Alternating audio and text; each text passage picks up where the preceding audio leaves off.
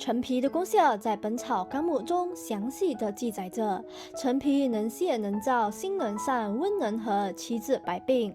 其味苦辛温，入肺、脾二经，总是取其理气燥湿之功。同补药者补，同泻药者泻，同生药者生，同降药者降。中医认为陈皮有理气健脾、燥湿化痰的功效，常用于胸脘胀满、食少吐泻、咳嗽多痰等症状。那么大家是否知道陈皮加上一物可以起到更好的疗效呢？跟小编一起来看一看吧。首先我们先来了解一下陈皮的具体功效，包括了祛痰止咳。陈皮是我们日常生活中常见的一道中药，性温，服用之后具有很好的通气、健脾、解腻、化痰，还有止咳等作用。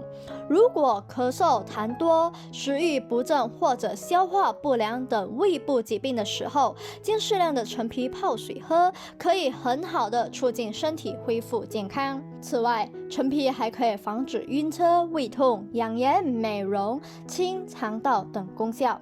那么小编话不多说，直接跟大家来分享这个陈皮的食谱，一起来看一看吧。我们在锅中加入适量的清水，加入陈皮，再加入生姜5片，开大火将它煮沸。水煮沸后，我们继续将它熬煮多3分钟。熬煮3分钟后，出锅前我们加入适量的红糖调味，搅拌至红糖融化即可关火。就这样，这碗陈皮生姜汤就制作完成了。这碗陈皮生姜汤具有温胃散寒、理气止呕的功效，适合用于胃寒型、胃软、胀痛的人群服用。但是在食用这款陈皮生姜汤的时候，大家一定要注意了，胃酸过多者不要服用陈皮生姜汤。陈皮主要的功效是理气健脾、止渴化痰，对胃痛或消化不良有一定的辅助治疗效果，但是由于陈皮具有燥湿效果，如果胃火旺、气虚或者燥咳的患者，最好不要大量服用，以避免加重身体的病情。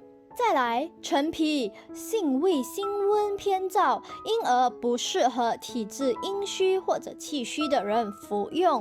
大多数失眠多梦的人一般会有咽喉干涩的情况，这就是比较典型的阴虚症状。如果进食陈皮，就会使燥热加重，人一燥热就很难入眠或多梦，不能沉睡了。再来，小编要提醒大家，孕妇并不适合饮用这款陈皮生姜水哦。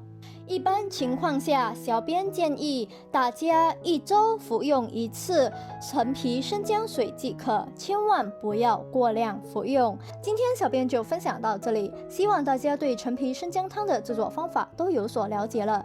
别忘了点击订阅和按赞哦，谢谢大家。